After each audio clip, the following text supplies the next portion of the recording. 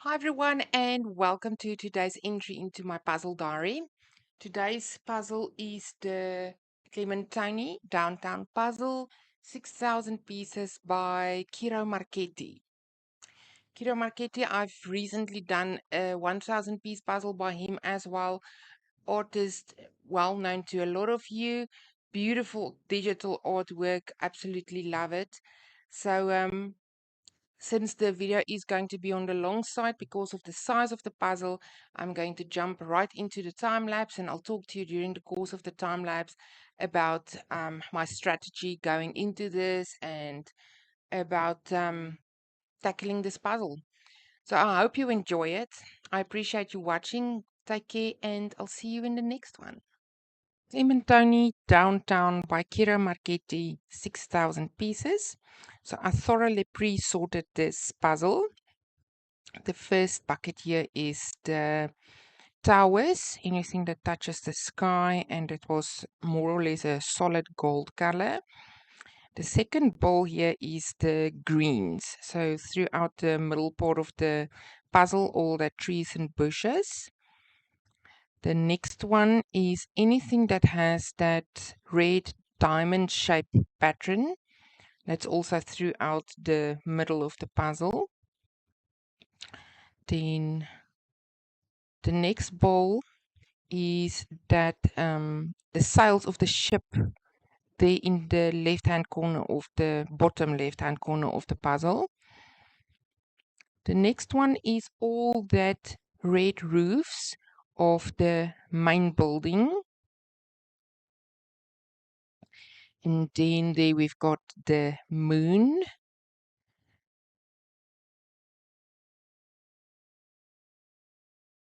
Next bowl here is all the water pieces. So basically everything at the bottom part of the puzzle. And then we've got the edge pieces. And then thereafter, that's two balls of hot air balloon pieces. So that's all the hot air balloons there at the top of the puzzle in the sky. The next one is all the flags and banners. There's a couple of them. Then the next bowl is that green ship on the bottom right hand corner of the puzzle. All that green and yellow sails. Then the purple and blue house there at the very right hand side. These are all the lights in the middle of the puzzle. So they were very recognizable. So I took them out. The next bowl is all the swans. So there's another couple there at the other side of the puzzle. The next one is all that blue and gold textures within the arches. They're touching the water. Then we've got that two poles that was draped in ribbons. Also very recognizable. Then we've got a whole three bowls of sky pieces.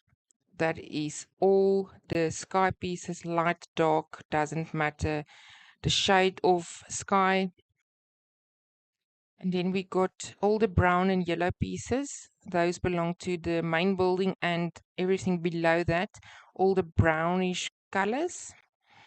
Then we've got two bowls for the other houses, some on the left hand side, some on the right hand side. But the houses that not form part of the main building. So from the start, I knew that bowl of blue edge pieces, I will not start with the edge. I started with anything that was a few pieces, recognizable, easy assemblable. So yeah, you will see the little purple and blue house, the ship with the green sails, the swans, the banners, the flags, all the colorful stuff was what I've started with. And I must say, because of the thorough sorting, it was a breeze. All of these elements put together so nicely. I had zero trouble. I flew through these. And you will see there on the table, I've had a lot of elements loose from each other. And as I proceeded, you will see I will be able to connect these pieces. The one thing touches to another, and before you know it, a lot of things was connected. The only thing that I struggled with was the greens. I'm here with the greens, and it didn't take long before I put them back in the bowl because I couldn't fit all those pieces in without something to connect them to. So the greenery was, except for the sky, probably the thing I struggled with most. So once the houses there on the right hand side was done and the arches, the banners, the flags, I started with the main building, the red roofs. What can I say? There was no problem putting those together. There was a lot of different sizes in the roof tiles. Then I did the lights there. And again, as I proceeded, you will see I constantly connect something to the main part that was already assembled. And I can really say that the center part of this puzzle went very fast, very easy, very smooth. I loved every minute of it. And at this stage, I thought, yeah, this puzzle will only take me like 2 or 3 weeks. I never ever expected it to take me as long as it did because of the sky. But we'll get to the sky. Here you will see I completed all the very yellow pieces. And from there, it was again easy enough to attach all the pieces that gradient from that yellow. So where it goes more brown, it was easy enough to distinguish which pieces go where. And it's getting filled up easily. Even that blue and gold pattern there in the arches, it reflects in the water. So I sorted those in with those pieces, and it was easy enough to assemble the water part of that reflection as well. So zero problems there. At this stage, I think I was able to put in most of the greens, and yeah, as soon as I had everything around it to work from, it was easy enough to put them in. But to start with the greens and have nothing to work from, definitely a bit more difficult. There I connected that green. Is it the green ship that I connected then, or only the reflection of? No, the ship was in. The reflection of the ship is connected. And you'll see, obviously, I sorted those tower pieces that's missing there in the middle into the tower ball.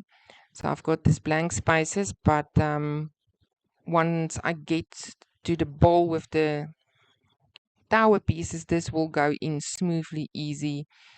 There I'm doing the houses on the left-hand side, very distinguishable in color and texture, even the fine detail. The one is thicker than the other. Definitely enough to work from in the centerpiece. And yeah, this part just flew by. I enjoyed every single minute of it. There I start at the top. The moon I've done as far as I could, and then it was the hot air balloons. No problem there either. Very colorful, very distinguishable, different colors, different textures. No problem at all.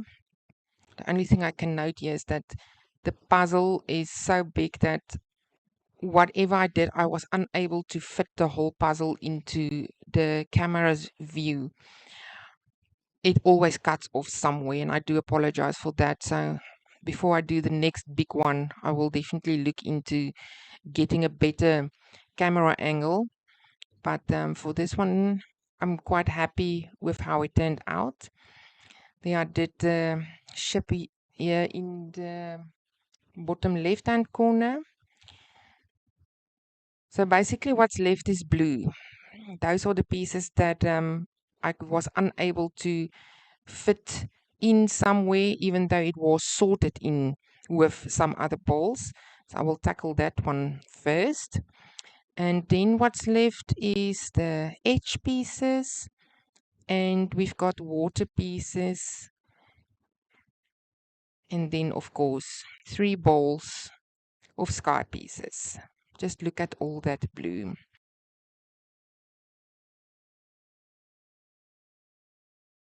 So yeah, and of course at this stage is when I realized that I've got a missing piece, and I do believe the culprit is my dear Luna. She picks up anything that falls on the ground and she just eats it. I am very certain that I had that piece in my hand at some point. It's like I do remember having it in my hand. So I do believe I misplaced or lost that piece, and I won't blame anybody else for that. And like I said, I think my Luna ate it because I can't find it anywhere. So back to the puzzle. Next is the water. And because of all the different colors and gradients and stripes and reflections, this board was also quite easy. I didn't have any problems here. And yeah, you will see everything go in except the edge pieces. That will be the very last thing I do. Then I started with the sky. So again, light sky pieces went in quite easily. The gradient was great. I had no problem there. You start from pink, you work your way up to the light blue. No problems up until where all the light pieces run out.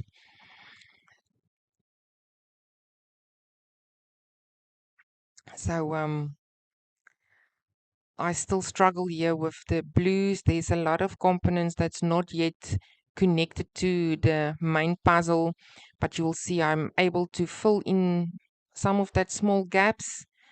So I was happy with the progress, even though it was slow going. It was very, very slow going. At this stage, it was still easy to determine between light and dark pieces. The dark pieces almost appear black, and the light pieces you can see it's light. It's just becoming difficult to determine where in the gradient that light pieces would fit. Later on, you can't determine if it's light or dark because everything is just the same shade. And then, of course, I got the flu. So for almost 10 days there, I didn't puzzle at all. And then my mom pitched in when I was better, and we started to shape sort all the pieces. And from the shape sorting, I subsorted again by light and dark.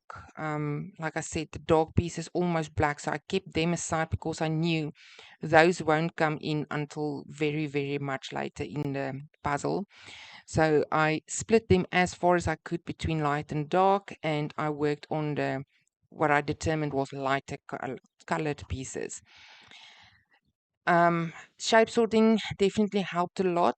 It was much easier if I was looking for a specific piece to go through the shapes. At this point, yeah, regularly I had to just start at one point, and if there was 10 pieces that could fit, I would just try all of them until I found the right piece. So from here on out, very, very slow going. So I'm no stranger to bigger puzzles. I've done 4, 5, and 6,000 piece puzzles before. I've just never known about grid cut. And during the course of my puzzle journey and watching other puzzlers on YouTube, I heard about this thing called gradient cut.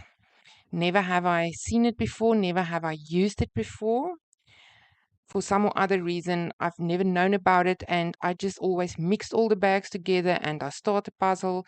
And I was lucky enough that all the colors was different enough that I never had that perfect false fit that all keep talking about.